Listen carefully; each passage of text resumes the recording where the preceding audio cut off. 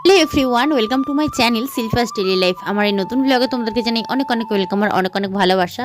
তো এটা ছিল আমার পৌষ সংক্রান্তি দিনের করা ভিডিও। তার আগের দিনে তো মা বিকালবেলা লুচি বানিয়েছিল, যেহেতু মাসি শাশুড়ি এসেছিলো। তো সকালবেলা দেখো এখানে আমি বাসি লুচি নিয়ে বসেছি, আর সাথে কিন্তু চা বিস্কুট নিয়েছি। আর আমার ছেলে দেখো আমার কোলে ঘুমাচ্ছে। লুচিটা খাওয়া ঠিক নয় জানি, বাট লোভ সামলাতে পারিনি, সেই কারণে আমি এক পিস মাত্র নিয়েছি। আর তারপর দেখো সংক্রান্তির দিনে যেহেতু বাড়িতে পুজো টুজো করা হয়, মকর করা হয়, মকর সংক্রান্তি যেটাকে বলে, তো সেই কারণে দেখো আজকে আমাদের বাড়িতে কিন্তু নিরামিষ খাওয়া দাওয়া করা হয়। তো নিরামিষের জন্য মা আজকে মুগ কড়াই আলু সেদ্ধ করেছে। তো মুগ কড়াই আলু সেদ্ধ খেতে কিন্তু আমি বরাবরই ভালোবাসি বেশ। তো সেই কারণে আর কি এখানে মাও বানিয়ে দিয়েছে, আমার খেতে কোনো অসুবিধাই হচ্ছে না, আমি এটা খেয়ে নিচ্ছি।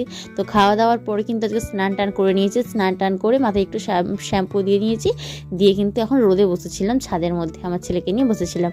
এ হচ্ছে ব্যাপার, বেশ ভালো রোদ উঠেছে আর কি। তো চলো এবার কিন্তু দুপুরে নিচে চলে এসেছি, এসে কিন্তু এখানে ভাত খেতে বসে গেছি। নিরামিষ বাঁধাকপি আলুর তরকারি হয়েছে, চাটনি হয়েছে, আর হয়েছে সয়াবিন আলুর তরকারি। এই দিয়ে দুপুরবেলা ভাতটা খেয়ে নিলাম আজকে। আর এখন দেখো সন্ধ্যেবেলা ঘুম থেকে উঠে দেখছি মা এখানে বাউনি বেঁধেছে, আর এই বাউনিগুলো দেখতে কিন্তু বেশ ভালো লাগে। আর শ্বশুরবাড়িতে যখন আমি থাকতাম প্রায় 4-5 বছর হয়ে গেল, আমি ওখানে পুজোর জোগাড় টোগাড় করতাম, তবে বাউনিগুলো শ্বশুরমশাই বেঁধে দিত, আর পাড়ার একটা কাকিমারে বেঁধে দিত। আর আমি আলপনা দিয়ে পায়ের ছাপ দিয়ে পুজো করতাম। এই বছর তো আর সেখানে থাকতে পারিনি, এখানে রয়েছে বাবার বাড়িতে। আর বাবার বাড়িতেও বিয়ের আগে আমি তখন আলপনা দিতাম, লক্ষ্মীর পায়ের ছাপ আঁকতাম, বাট এইবারে মাই করেছে। যেহেতু আমার ছেলে ছোটো রয়েছে, আমি কিছুই করতে পারছিলাম না, ওনাদেরকে একদম হেল্প করতে পারছিলাম না। যাই হোক মা আর বোন মিলে করে নিয়েছে। আর এইদিকে দেখো বাড়ির বাইরেটা থেকে, মানে মন্দির থেকে একদম ঘরের যে মন্দির রয়েছে আমাদের, যেখানে ঠাকুর রয়েছে, তো সেখানে পর্যন্ত এখানে আলপনা দিয়ে রাখা হয়েছে। আর এটাকে রাস পুজো করেছে সন্ধ্যাবেলা মা। আর আমাদের বাড়িতে কিন্তু দুবেলাতেই মকর করতে হয়, সকালেও করতে হয়, এবার সন্ধ্যেতেও করতে হয়। তো মা সেটাই করে নিয়েছে। পুজো টুজো কমপ্লিট করার পরে, আর আমাদের বাড়িতে কিন্তু বামুন দিয়ে পুজো হয় না, মানে বাড়ির লোকেরা নিজেরাই পুজো করে। তো পুজো কমপ্লিট করে মা এখানে চা বানিয়ে নিয়েছে। চা খাওয়ার পরে মা এবার পিঠে বানাতে বসে গেছে। আর তোমাদের কার কার বাড়িতে পৌষ সংক্রান্তিতে কী কী পিঠে হয়েছিল সেটা আমাকে একটু কমেন্ট করে জানিও। আমাদের বাড়িতে কিন্তু হয়েছিল পুর পিঠে হয়েছিল, যেটাকে তোমরা পুলি পিঠে বলে থাকো, আমরা কিন্তু এটাকে পুর পিঠে বলি। এখানে নারকেলের পুর দিয়ে পিঠে হয়েছিল, আর ডালের পুর দিয়ে হয়েছিল, দুরকম হয়েছিল আর কি।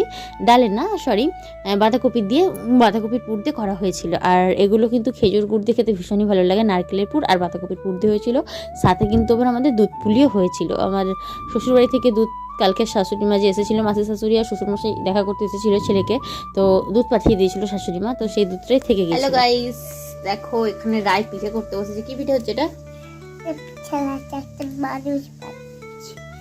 মানুষ হচ্ছে, হোক বল, তাহলে বল ক্ষীরের পুতুল বানাচ্ছে, বল ক্ষীরের পুতুলের গল্প। তো দেখো সেই দুধটা দিয়ে মা আজকে জাল দিয়ে নিচ্ছে। গতকালকে একবার ফুটিয়ে রেখে দিয়েছিল, আজকে সেটা দিয়ে মা জিজ্ঞাসা করছিল কী খাবে। ভাবলাম যে তাহলে দুধ পুলি খাওয়া যায়, কারণ কি এই পিঠেটা খুব একটা আমি ভালো বানাতে পারি না আসলে। দুধ পুলি বানানোর আগে না পিঠেগুলোকে একটু সেদ্ধ করে নিতে হয়, বাট আমি তো সেদ্ধ করেছিলাম না, কাঁচাকে নিয়েই ছেড়ে দিয়েছিলাম এই দুধের মধ্যে। তো সেই কারণে না একটু লেতা মতো হয়ে গেছিলো, খুব একটা ভালো খেতে হয়েছিল না। একবার বানিয়েছিলাম গত বছর, বর বলছিল খুব একটা টেস্টি হয়নি। স্বাভাবিক, আমার নিজেরও খেতে ভালো লাগেনি, বাট এই বছর দেখে নিলাম যে মা কী করে বানায়। আমার শাশুড়িমা খুব একটা বানায় না এই পিঠেটা, পুলি পিঠেটা ভালো বানায়, তো পুলি পিঠেটাই শাশুড়িমা বানাই।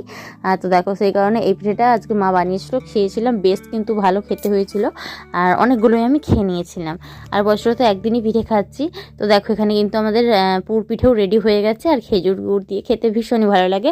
তো চলো আজকের মতো ভিডিওটা আমি এখানে শেষ করলাম। ভিডিওটি তোমাদের কেমন লাগলো অবশ্যই কমেন্ট করে জানিও। যদি ভালো লাগে তাহলে লাইক করো, কমেন্ট করো, আর চ্যানেলকে সাবস্ক্রাইব করে আমার পাশে থেকো।